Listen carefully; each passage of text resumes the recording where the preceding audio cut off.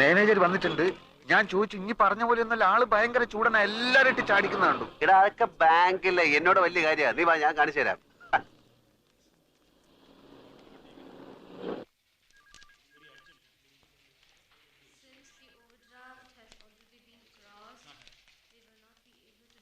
ഉച്ചക്ക് ഞാൻ വരില്ല. ഇവിടെ കഴിച്ചോളാന്ന്. ഇവിടെ നേരത്തെ ഇരുന്ന മാനേജർ ഒരു സർദാർജി മൊത്തം കുളമാക്കിട്ട് പോയിരിക്കാണ്. വേണ്ടെന്ന് പറഞ്ഞില്ലേ? സാറ് പുതുതായിട്ട് വന്നാണല്ലേ? നേരത്തെ ഇരുന്ന സിംഗ് സാറിനെ എനിക്കറിയാം. സാറിന് പൂ എടുത്തോണ്ട് പോണോ? പൂ എനിക്ക് അലർജിയാ.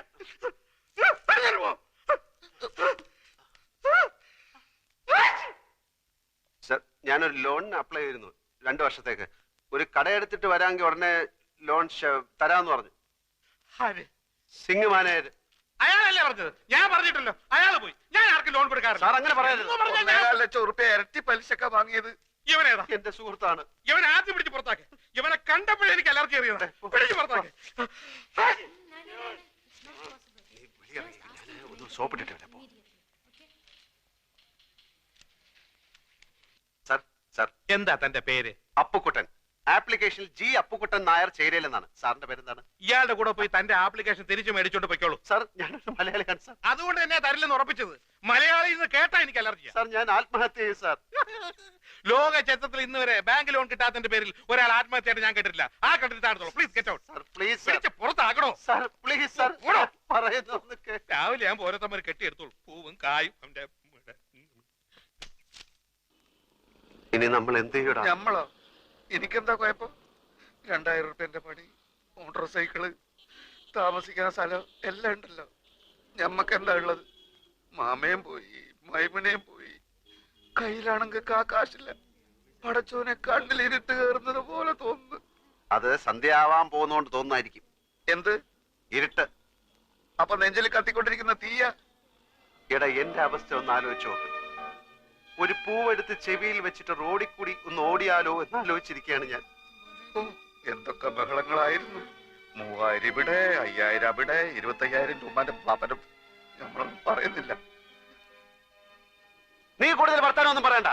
നിന്റെ അത്യാഗ്രഹം കണ്ടാ കിട്ടാനുള്ളതും കൂടെ കിട്ടാതെ പോയത്. ബാദുഷയുടെ സ്വപ്നം. ഇടാ, സ്വപ്നം കാണുന്നതിന് ചില അതിരൊക്കെ ഉണ്ട്. ദൈവത്തിന് അർക്കാത്തൊന്നും സ്വപ്നത്തിൽ കാണാൻ പാടില്ല. പട്ടിണി പണ്ടാരം ബാദുഷയുടെ സ്വപ്നം കാണുന്നു. അതെന്നാ കിട്ടാനുള്ളതും കൂടെ ഇല്ലാതായി പോയത്.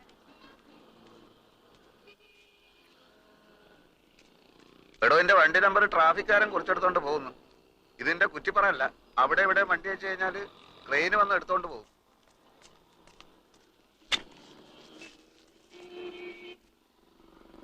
ബാങ്ക് മാനേജർ മാറിയത് എന്റെ കുഴപ്പം കൊണ്ടാണോടാ എന്ന് നമ്മൾ പറഞ്ഞ?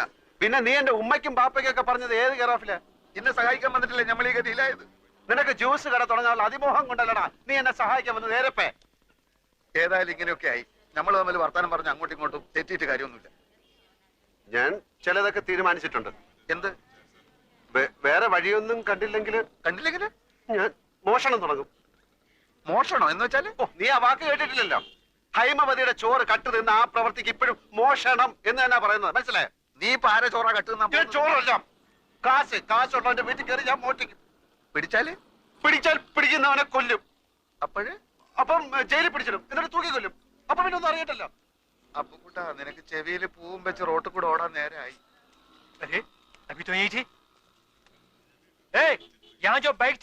അതെടുത്ത് അപ്പുറത്ത് മാറ്റി വെച്ചിട്ടുണ്ട്. മാസം അടയ്ക്കാനുള്ള കാശ് അടയ്ക്കാത്തോണ്ട് മാർവാടി ബൈക്ക് എടുക്കാൻ ചട്ടമ്പികളെ അയച്ചിരിക്കുകയാണ്. ഓ ഗാഡിയിലേക്ക്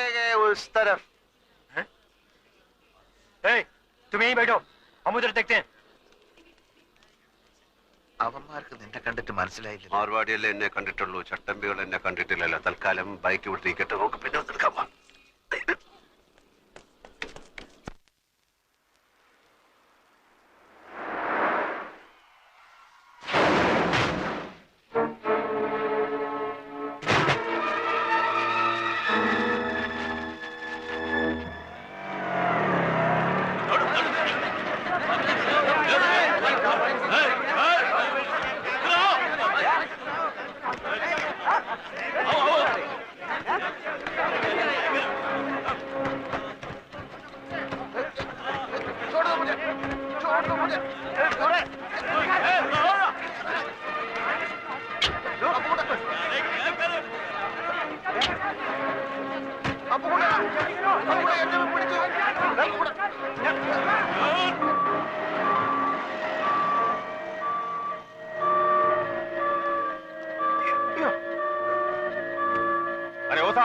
मैं तो चला हेल्प कर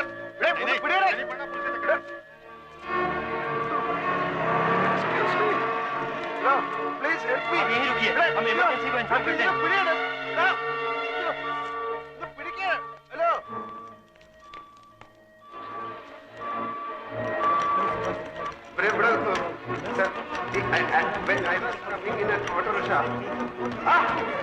എനിക്ക് അറിഞ്ഞോണ്ട് ഇവരെ ശരിക്കും ആക്ച്വലി ആക്സിഡന്റ് എനിക്ക് അത് ഞാൻ എനിക്കൊന്ന് പോകണം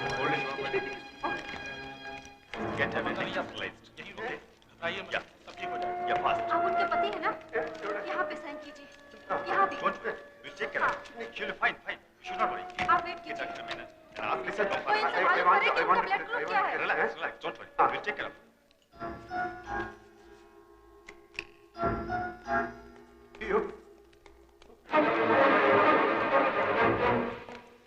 ये है जनरल वार्ड।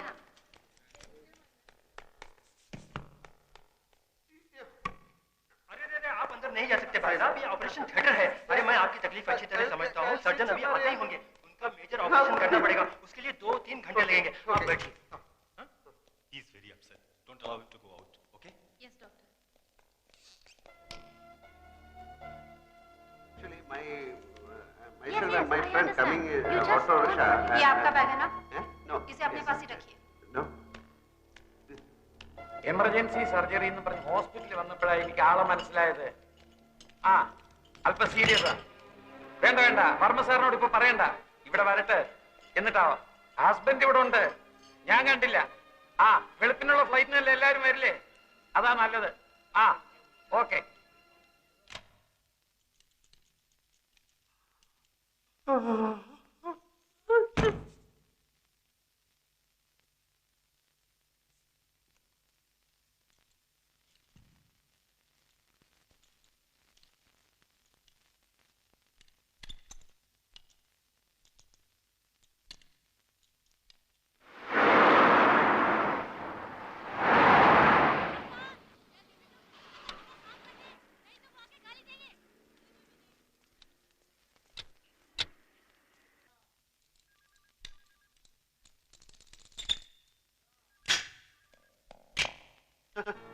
ചന്ദ്രികയുടെ അടുത്തിരിക്കുകയായിരുന്നു ഞാൻ, ബോധം തെളിയുന്നവരെ.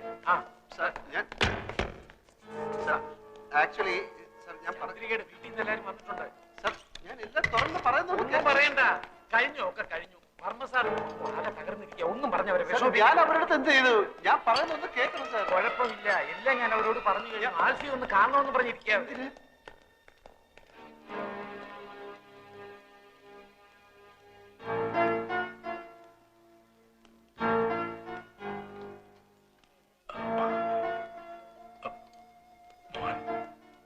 ക്ഷമിക്കണം, ഞാൻ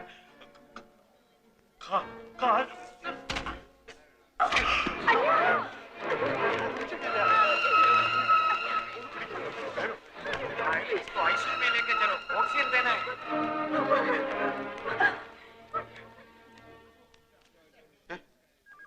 ഇരവി ഇരവി കുട്ടിപ്പിള്ള ഡ്രൈവറാ. ഞാൻ അവരുടെ ഡ്രൈവറാ. ഞാൻ അക്കൗണ്ടന്റാ, ശങ്കരക്കുറുപ്പ്. എനിക്കൊരു കാര്യം പറയാനുണ്ട്. हेलमेट। Thank you. ആൽഫി ദേ വിളിക്കണു. ആൽഫിക്ക് ചന്ദ്രിയെ കാണാം, ഇപ്പൊ കാണാം. എനിക്ക് Sir, this wait a file. Minute. ഇവരുടെ കല്യാണം കഴിഞ്ഞാണോ? കല്യാണം 14-ാം തീയതി പറഞ്ഞേ. ആ. ഇന്ന് തീയതി 18 ആയില്ലേ, അപ്പൊ കഴിഞ്ഞു കാണും. എന്നാ കഴിഞ്ഞു. ഹസ്ബൻഡ് എന്നുള്ള കോളത്തിൽ ആ ഓപ്പറേഷൻ തിയേറ്ററിൽ ഒപ്പിട്ടിരിക്കുന്നത്. ആ ഇനിയിപ്പോ ഒന്നും ചിന്തിക്കാനില്ല, എല്ലാം കഴിഞ്ഞു. ചന്ദ്രകുഞ്ഞിന്റെ കാര്യം അല്ല ഒന്നും ചന്ദ്രകുഞ്ഞ് പറയാറായിട്ടില്ല, കൈയും കാലും ഒക്കെ തളർന്നിരിക്കുക. എന്റെ ഭഗവതി, കോടിക്കണക്കിന് സ്വത്തിന്റെ ഒരേ ഒരു അവകാശിയാ. അത് നേരത്തെ ആലോചിക്കണമായിരുന്നു. കോട്ടപ്പുറത്ത് കോവിലകത്ത് സുഖമായിട്ട് കഴിഞ്ഞ ആ കുടുംബത്തിലെ ഒരേ ഒരു അവകാശി, അതിനെ എന്തിനാ ഇപ്പൊ ഇങ്ങോട്ട് പറഞ്ഞേച്ചത്? സാറേ, വർമ്മ സാറിന് ബിസിനസ് മുഴുവനും മോളെ ഏൽപ്പിക്കണം എന്നായിരുന്നു. ഇവിടെയല്ലേ എൻ്റെ ഓഫീസ്, ഇവിടെയാണെങ്കിൽ വലിയൊരു ഗസ്റ്റ് ഹൗസ് ഒഴിഞ്ഞെടുക്കാൻ. അവിടെ താമസിച്ചുകൊണ്ട് ബിസിനസ് പഠിക്കട്ടെ എന്ന് അവർ തീരുമാനിച്ചു. മാനേജിംഗ് ഡയറക്ടറായിട്ട് ഇങ്ങോട്ട് അയച്ചു. ഇവിടെ വന്ന് ഈ നസ്രാണി ചെക്കനെ അങ്ങ് പ്രേമിച്ചു. കല്യാണം കഴിക്കണമെന്ന് നിർബന്ധം പിടിച്ചപ്പോൾ വർമ്മ സാറും കുടുംബവും നക്കശികാന്ത് എതിർത്തു. ചന്ദ്രക്കുഞ്ഞ് അവനെ കിട്ടിയാൽ പിന്നെ എനിക്ക് ഇങ്ങനെ ഒരു മോളില്ല എന്ന് വരെ മുതലാളി പറഞ്ഞു. പിന്നെ എന്തിനാ എല്ലാരും കൂടി ഇപ്പൊ ഇങ്ങോട്ട് കെട്ടി എഴുന്നള്ളിച്ചു? തലയിൽ വെച്ചാൽ പേനരിക്കും, താഴത്ത് വെച്ചാൽ ഉറുമ്പരിക്കും. അങ്ങനെയല്ലേ ഞങ്ങൾ ആ കുഞ്ഞിനെ വളർത്തിയത്. ഇങ്ങനെ കിടക്കുന്നു എന്ന് കേട്ടാൽ എങ്ങനെയാ ഉള്ളു പിടയ്ക്കാണ്ടിരിക്കുക. വർമ്മ സാറിന്റെ കാര്യം പേടിക്കാനൊന്നുമില്ല. ഷോക്കും കുറ്റബോധമൊക്കെ കൂടെ ആയപ്പോ വീണുപോയതാ. പ്രഷർ വളരെ കൂടുതലാ. 1-2 ദിവസം കൊണ്ട് നോർമലാകും. അതുവരെ വളരെ സൂക്ഷിക്കണം. മനസ്സിന് ബുദ്ധിമുട്ടുണ്ടാകുന്ന കാര്യങ്ങളൊന്നും ഉണ്ടാകാൻ നിങ്ങൾ വേണം നോക്കാൻ.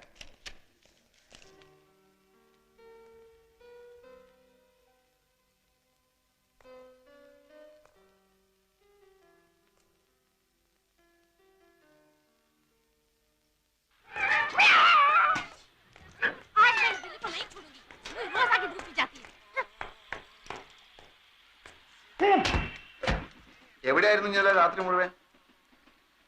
ഇന്നലെ രാത്രി പാതി ചത്തൊരു ശവത്തിനെ നാട്ടുകാരെല്ലാം കൂടെ എന്നെ മടിയോട്ട് വെച്ച് തന്നില്ലേ? അവളെ താങ്ങി പിടിച്ചോണ്ട് ഞാൻ ആശുപത്രിയിലോട്ട് ചെന്നു. അവിടെ കുറെ പണ്ടാരങ്ങൾ എന്നെ പിടിച്ച് വലിച്ച് ആശുപത്രിയിലോട്ട് കയറ്റി. എന്നിട്ട് ഏതാണ്ട് ചവറ് പേപ്പറിലൊക്കെ ഒപ്പിടാൻ പറഞ്ഞു. ആ വെപ്രാളത്തിൽ ഞാൻ അവർ പറയുന്നിടത്തൊക്കെ ഒപ്പിട്ടു. അതോടെ ഞാൻ അവളുടെ നായരുമായി.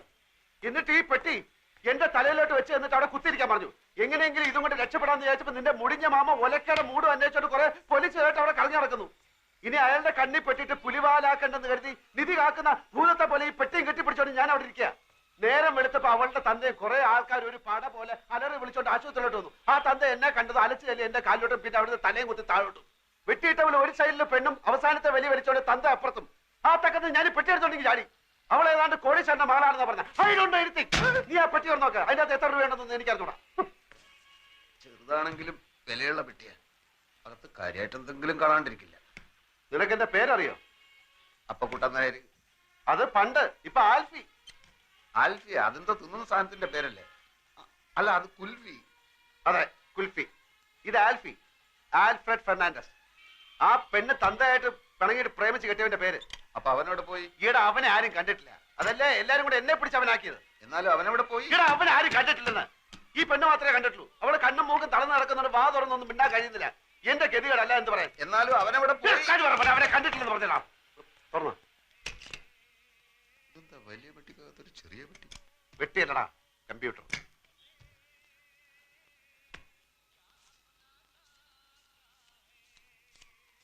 എത്രയുണ്ട്? 1100 പിന്നെ 20. അത്രേ ഉള്ളൂ? നിന്റെ അത്യാർത്ഥി കണ്ടപ്പോ ഞാൻ വിചാരിച്ചു അത്രയെങ്കിലും ഉണ്ടല്ലോ. അപ്പോ ചേട്ടനാ ഇരിക്കണം ഇരിക്കണം. ഇനി താൻ അങ്ങനെ എന്നെ ഇരുത്താൻ നോക്കണ്ട. 2-3 മാസം വാടക കുടിശ്ശികയുണ്ട്. ഇനി അവധിയില്ല. ഇപ്പൊ ഇറങ്ങണം. ഇത് കണ്ട 2 മാസം വാടകയുണ്ട്. ഇത് അങ്ങോട്ട് കൊണ്ട് തരാതിരിക്കായിരുന്നു. അടുത്ത ഞാൻ 2-3 ദിവസം കൊണ്ട് തരാം. ഞാൻ 3-4 ദിവസം ഞാൻ വീട്ടിൽ കൊണ്ടുതരാം. 2 ദിവസം കഴിഞ്ഞ് 2-3 ദിവസം ഞാൻ വീട്ടിൽ കൊണ്ടുതരാം. ആ വാടാ. അത് പോയി. ദേ ചെക്കും ബാങ്കിന്റെ ബുക്കും. എവിടെ?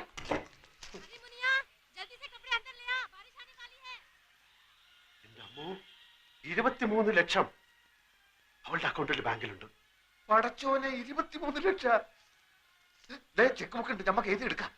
എഴുതി അങ്ങോട്ട് കൊടുത്ത ഉടനെ കാശ് എടുത്തരാൻ നിന്റെ പാപ്പ അവിടെ മാനരാ? ഒരു വസ്തു അറിഞ്ഞൂടാ. ഇവിടെ അവള് ചെക്കിൽ ഒപ്പിടണം. മണ്ടമുത്തപ്പ. ഓളും ബാപ്പയും മയ്യത്താവുന്നല്ലേ ഇനി പറഞ്ഞത്? രണ്ടിന്റെ കിടപ്പ് കണ്ടിട്ട് കാറ്റ് പോണ ലക്ഷണമാണ്. അങ്ങനെ കാറ്റ് പോയാ പിന്നെ 23 ലക്ഷം ആർക്കാ? ഓളെ പുയ്യാപ്പിളക്ക് എന്ന് വെച്ചാ നിനക്ക്. അപ്പൊ ഒറിജിനൽ ആൽഫി വരും, ലക്ഷവും കിട്ടൂല, ആൾമാറാട്ടത്തിന്റെ വില കേസാവും. ഞാനില്ല, ഞാൻ സത്യം തുറന്നു പറയാൻ പോവാം. അങ്ങനെ തുറന്ന് പറയാൻ വരട്ടെ. നമുക്ക് ആശുപത്രി പോയിട്ട് നന്നായിട്ട് എല്ലാ കാര്യങ്ങളും ഒന്ന് വിസ്തരിച്ച് മനസ്സിലാക്കാം. എന്നിട്ട് മതി സത്യം തുറന്നു. ഞാൻ സത്യം തുറന്നു പറയാൻ പോവാ. മോഷണം, ജയില്, തൂക്കുമരം, ഇതൊക്കെയാണ് ഇപ്പൊ നമ്മുടെ മുമ്പിൽ തെളിഞ്ഞു നിൽക്കുന്ന വഴികൾ. വേറെ ഏതെങ്കിലും ഒരു വഴി കൂടി ഒന്ന് ശ്രമിച്ചു നോക്കുന്നതിൽ എന്താ കുഴപ്പം? വേറെ ഏതെങ്കിലും ഒരു വഴി കൂടി ഒന്ന് ശ്രമിച്ചു നോക്കുന്നതിൽ എന്താ കുഴപ്പം? ആ വഴി കൂടെ പോയിട്ട് നമ്മൾ ബന്ധപ്പെടുന്ന ഈ വഴിയിലാണെങ്കിൽ പിന്നെ നമ്മൾ ഏത് വഴിയിലായി പോവും?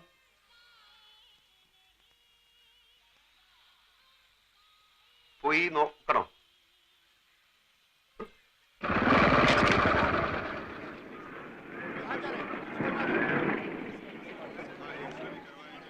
ഈ ബൈക്ക് പിടിക്കാൻ നടക്കുന്ന മാർവാടികളുടെ ഗുണ്ടകൾ വല്ലതും ഉണ്ടോ എന്ന് ഇല്ല. കാലത്ത് നീ വരുന്നതിന് കുറച്ചു മുമ്പ് നിന്നെ അന്വേഷിച്ച അവന്മാർ മുറിയിൽ വന്നിരുന്നു. ഞാൻ പറഞ്ഞു നീ ഇപ്പൊ അവിടെയല്ലേ താമസം. നീ എന്താ പറയാത്ത? നീ എന്താ ചോദിക്കാൻ? കണ്ട കോളിന് കുറെ കാലം കിടക്കണ്ടതാ. ആരെയും വെറുപ്പിക്കണ്ട. ബാഗിനകത്ത് മൂടി വെക്കാനല്ല, കാശും തന്ന് തന്നെ കണക്കപ്പിള്ള എന്ന് പറഞ്ഞ് ഇവിടെ കുത്തിർത്തിരിക്കണേ. ആവശ്യത്തിന് കൊടുക്കാനാ. ഇവിടുത്തെ പണിക്കാരെ ആരെന്ത് ചോദിച്ചാലും അത് അങ്ങോട്ട് കൊടുക്കുക. അയ്യോ എവിടേക്കാ പോണേന്ന് വെച്ചാ പറഞ്ഞിട്ട് പോണ്ടേ. ഫോൺ നമ്പറും ഇല്ല, അഡ്രസ്സും ഇല്ല. എന്താ കാര്യം? വർമ്മ സാറ് ബോധം വന്നപ്പോ മുതൽ നിലവിളിക്കുക. ഞാനിപ്പോ അതിനെന്ത് ചെയ്യണം? ഒരച്ഛന്റെ വിഷമം മനസ്സിലാക്കണം. പറയുന്നത് കേൾക്കല്ലാതെ മറിച്ചൊന്നും പറഞ്ഞ് അങ്ങേരെ വിഷമിപ്പിക്കരുത്. ഞാൻ മോന് പുണ്യം കിട്ടും. വാ.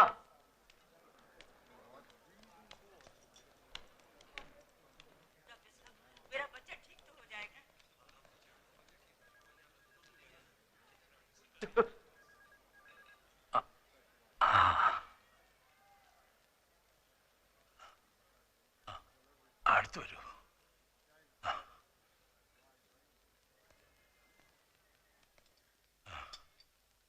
കണ്ണേ പൊന്നേന്ന് പറഞ്ഞു വളർത്തിയ കുഞ്ഞാണ്. ഇപ്പൊ കിടക്കണ കിടപ്പ് കണ്ടില്ലേ?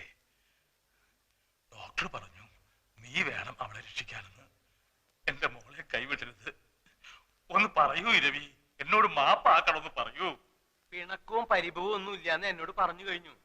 എല്ലാം ഞാൻ പറഞ്ഞു മനസ്സിലാക്കിച്ചോളാം. വർമ്മ സാറ് വെറുതെ വിഷമിച്ച് പ്രഷർ കൂട്ടണ്ട. ആ അത് കേട്ടാ മതി എനിക്ക്. 100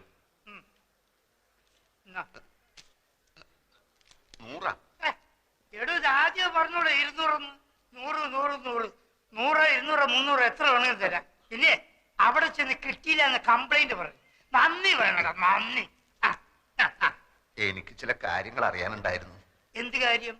ചന്ദ്രയ്ക്ക് രാവിലെയാ ബോധം തെളിഞ്ഞത്. എല്ലാം കാണാം, എല്ലാം കേൾക്കാം, എല്ലാം മനസ്സിലാക്കാം, പക്ഷെ സംസാരിക്കാൻ കഴിയില്ല. കഴുത്തിന് താഴെ ആകെ തളർന്നിരിക്കുക.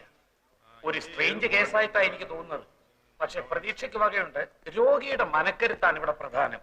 ഒരു മിറക്കിൾ സംഭവിച്ചാൽ നാളെ തന്നെ എഴുന്നേറ്റ് നടന്നു എന്ന് വരാം, ചിലപ്പോ 4 വർഷമായി എന്നും വരാം. എല്ലാം തന്റെ കയ്യിലാണ്. ജീവിക്കണമെന്ന മോഹം എത്രയും കൂടുന്നോ അത്രയും പെട്ടെന്ന് ചന്ദ്രിക സുഖം പ്രാപിക്കും. ആ മോഹം ഉണ്ടാക്കേണ്ടത് നിങ്ങളാണ്. നിങ്ങളാണ് എല്ലാവരുടെയും ഒരേ ഒരു പ്രതീക്ഷ. How is she? എല്ലാം നോർമൽ.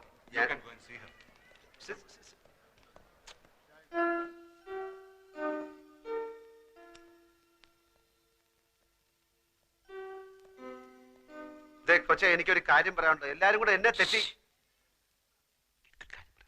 അയ്യോ എന്റെ മോക്കെന്ത് പറ്റി? അയ്യോ എന്റെ മോളെ, അയ്യോ എന്റെ ഗുരുവായൂരപ്പ, എന്റെ മോളെ കിടക്കുന്നത് കണ്ടോ? അയ്യോ എന്റെ മോളെ, അയ്യോ.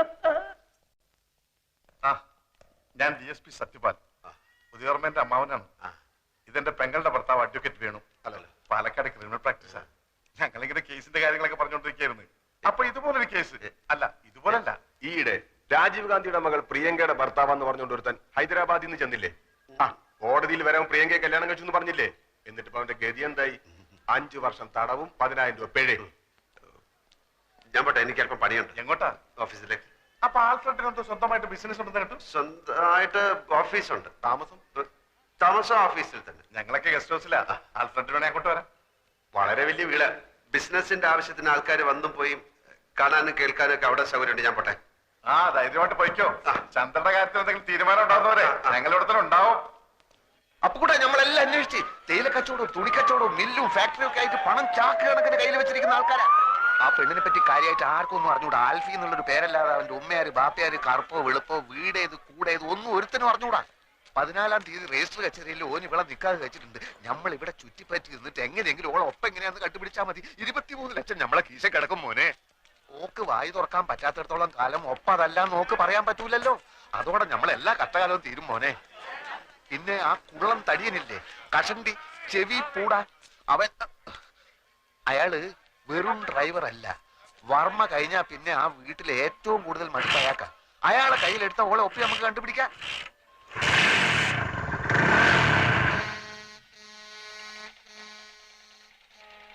നീ എന്താടാ ഒന്നും മിണ്ടാത്തത്?